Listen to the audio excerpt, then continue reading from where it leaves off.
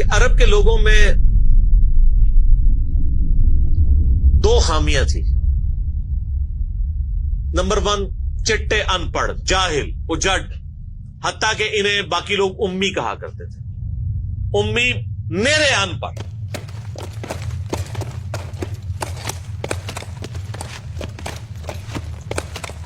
دوسری خامی تھی کہ یہ لوگ آپس میں لڑتے رہتے تھے،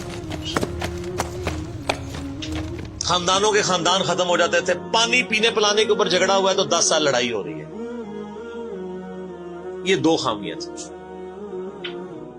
نمبر 1 چٹے ان پڑھ، نمبر 2 لڑاکو لیکن آپس میں. لیکن دو خوبیاں بھی تھیں. ایک خوبی یہ تھی کہ یہ ٹف ماحول کے عادی تھے، ریگستان کے رہنے والے، گرمیوں میں یعنی اتنے مشکل سفر کرنے والے، اونٹ کے اوپر مہینوں کے سفر، تھوڑا سا ساز و سامان کے ساتھ.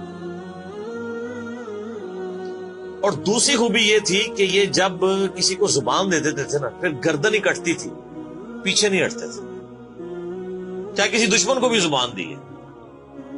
اللہ نے ان کی یہ دو خوبیاں یوٹیلائز کر لی. یہ زبان دی اللہ کے نبی علیہ السلام کو انہوں نے، جس نے دی پھر گردن ہی کٹی ہے. اور دوسری خوبی کہ وہ ٹف ماحول کے عادی تھے لیکن لڑتے آپس میں تھے. اللہ تعالیٰ نے ان کی خامی کیسے پوری کی کہ ان کو ایک لیڈر ایسا دے دیا جس نے سارے قبائل کو ایک جھنڈے کے نیچے جمع کر دیا، اور جہالت کے لیے دور کرنے کے لیے ان کو ان کی زبان میں کتاب دے دی. اب جس نے سورہ بقرہ، سورہ نساء، سورہ مائدہ حفظ کی ہوئی ہے، اس کے سامنے کوئی کرسچن کا پادری، کیا یہودیوں کا پادری وہ بیٹھ سکتا تھا؟ جتنے ان کے دلائل تھے انہوں نے وہ زبانی یاد کیے ہوئے تھے. تو وہ لوگ جو اپنے آپ کو سمجھتے تھے کہ ہم بڑے علامہ ہیں اور یہ امی ہیں، ان امیوں نے ان کو علم میں بھی الٹ کے رکھ دیا صرف ایک قرآن کی وجہ سے. اور اللہ نے لیڈر دیا، سارے عرب قبائل جمع ہوئے. وہ عربی جو آپس میں لڑتے تھے انہوں نے کبھی یہ سوچا بھی نہیں تھا کہ اگر ہم ایک جھنڈے کے نیچے جمع ہو جائیں تو ہم دنیا کی سپر پاورز کو الٹ سکتے ہیں، رومن اور پرشین امپائر کو. اور دیکھیں سر پھر کیسے الٹا ہے انہوں نے. ود ان 17 ایئرز ہر چیز اڑا کے رکھ دی ہے. صدیوں کی سلطنتیں، لاکھوں کی ریزروڈ آرمیز رومن اور پرشینز پوری دنیا پہ حکومتیں کر رہی ہیں، جدید اسلحہ ہے. اور ادھر یہ بدو ہیں جن کے پاس اونٹ ہیں، گھوڑے ہیں، تلواریں ہیں. نہ منجنیق انہوں نے کبھی دیکھی، نہ ان کے پاس اس طرح کے ہاتھی بڑے بڑے جو پرشینز کے پاس تھے. بس چل پڑے، کلمہ پڑے اور نکل کھڑے ہوئے. پھر دنیا نے دیکھا کہ ہر چیز کو الٹ کے رکھ دیا. انہی کے اسلحے ان سے چھین کے انہی کو الٹ دیا. وہ ساری کی ساری بجلی کس نے بھری تھی ان کے اندر؟ اس کتاب میں.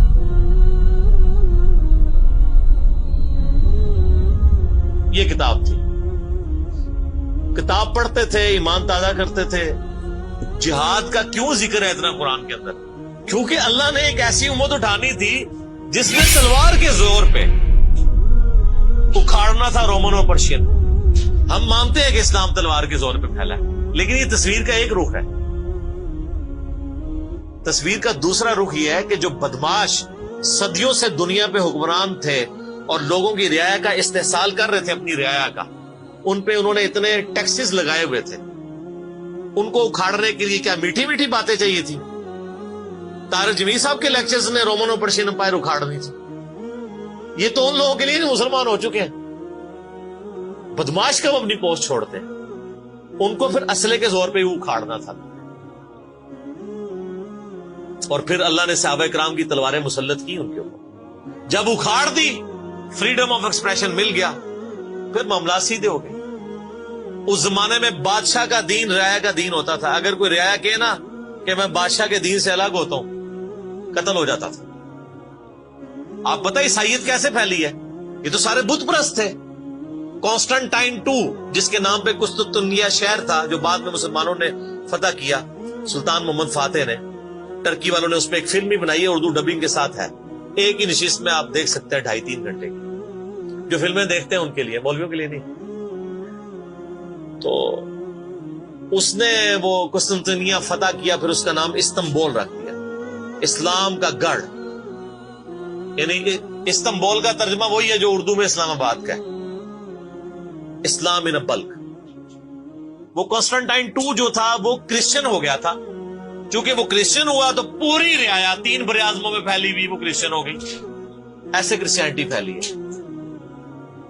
تو رعایا کو وہی دین رکھنا ہوتا تھا جو حکمران کا ہے. پہلے حکمران بت پرست تھا، عیسائیوں پہ ظلم ہوتے تھے.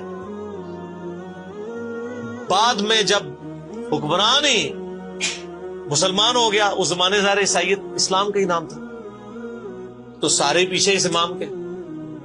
یہ بڑا خطرناک معاملہ تھا. دوسری طرف پرشین جو ہیں وہ آتش پرست تھے، ان کے نیچے آتش پرستی کا دین چل رہا تھا. تو یہ پھر ضرورت تھی کہ فریڈم آف ایکسپریشن دیا جاتا.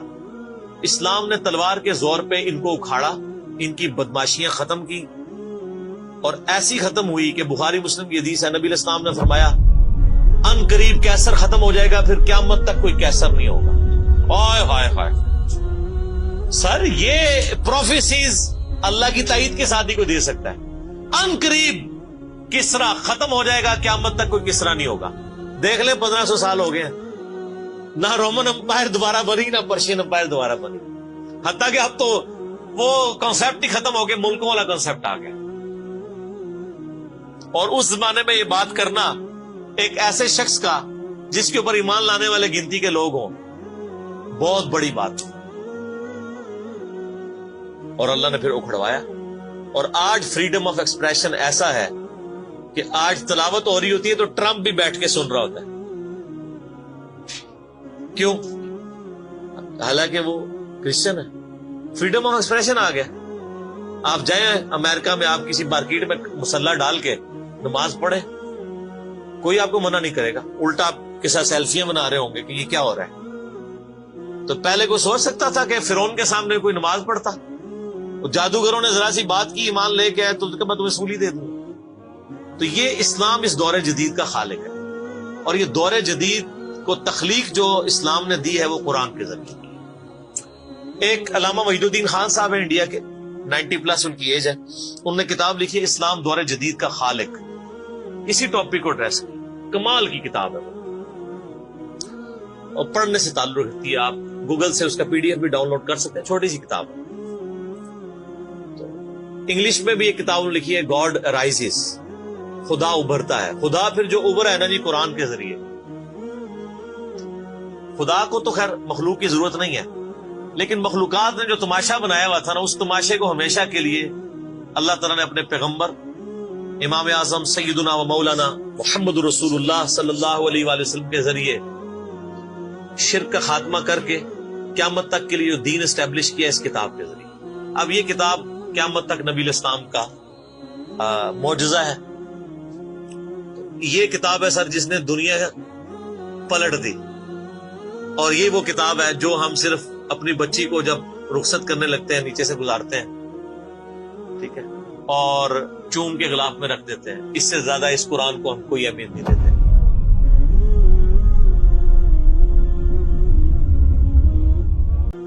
اچھا، آج تک آپ نے کبھی نہیں سنا یہ کہ فلاں مولوی کی کتاب ڈائریکٹ نہیں پڑھنی، آپ گمراہ ہو جائیں گے. یعنی مولوی کڈا سیاڑا ہے کہ اس کو طریقہ پتا ہے کہ میں نے بات کیسے سمجھانی ہے، اور اس کو ایسی کتاب لکھنی بھی آتی ہے جو گمراہ نہ کرے. اور اللہ کو ایسی کتاب نہیں دینی آئی کہ جو گمراہ ہونے سے بچا لے. قرآن میں کہاں ہے کہ یہ گمراہ کرتا ہے؟ وہ تو اللہ نے ٹانٹ کیا کہ جو قرآن پہ ایمان نہیں لاتے وہ گمراہ ہوتے ہیں. جو ایمان لے ہیں اور بات مان لیں وہ کیسے گمراہ ہوں گے؟